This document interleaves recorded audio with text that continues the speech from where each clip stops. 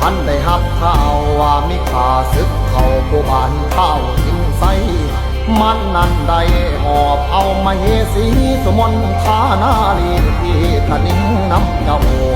เอิ้นคนเข้าประชุมชนสมุนกลุ่มทำสังกัดแต่งตั้งเตรียมสู่พ้องราวีผู้อยู่พี่มึงมีฤทธิ์ซ้ำใดกูสิใส่บาทาเหยียบหน้ามึงให้จมสิ้นแผ่นดินนี้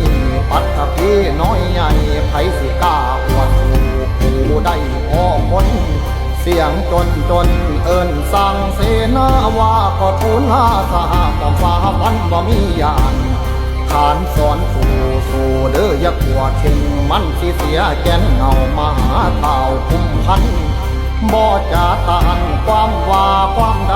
คันแม่นมันโผมาให้ที่ฟันมุนเมียนจงมวยสิ้นฝูงคนหาเรื่องกูต้องจัดแกงให้เอาฟ้าเป็นดินง่ายความใจหายแค้นฝังในสวงกูสิจอง